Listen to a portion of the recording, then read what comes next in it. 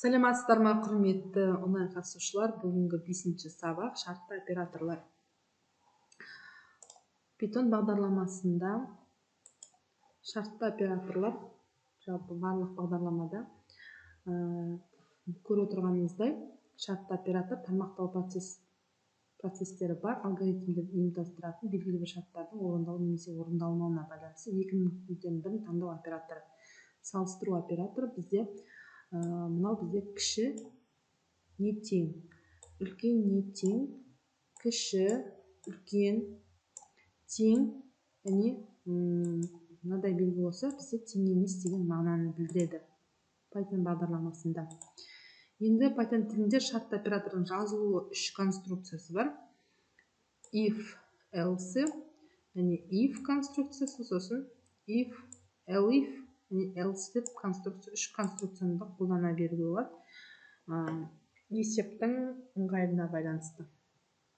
Жақсы, бүгін бізде бірінші есепті осы шартты операторға байланысты есеп шығарып көрейік. Мысалы, A деген айнымалыны алайық. A int input. Егер A кіші болса 0-ден 10-да деген білдіретін. Қосынки 10-да экранға шығар теріс сандар. Әйтпесе экранға шығарады оң сандар.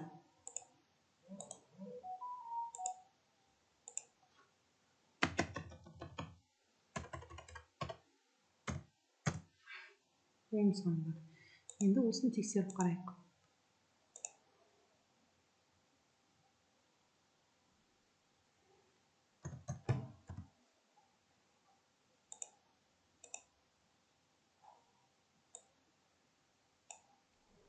Мысалы, минус 5 деген санды енгізсек, теріс сандар. 0-ден үлкен санды енгізсек, оң сандар деген программамыз орындалды.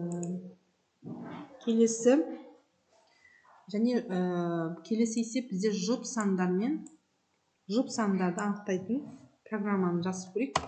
Онда да сол A санын енгізген кезде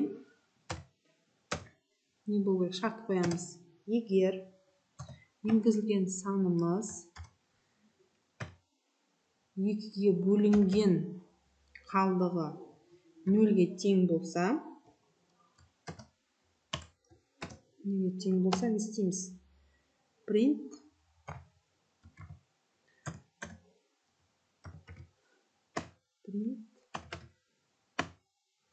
жұп сандар.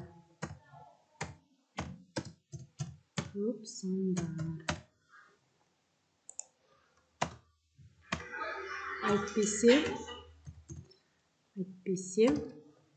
экранға шығарады тақ сандар. Бұны да тексеріп қайық. 13 деген сан берсек тақ сан.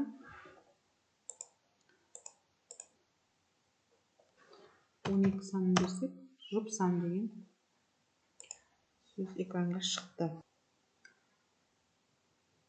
Жақсы, бүгін шартты оператордың құрылымы түсінікті болса, Асимпл сайтында, школа программиста деген сайтта 25-ші есеп, задача 25, больше-меньше есебін шығарып көрейік. Бүгінге осы назар салып тыңдағандарыңызға рахмет.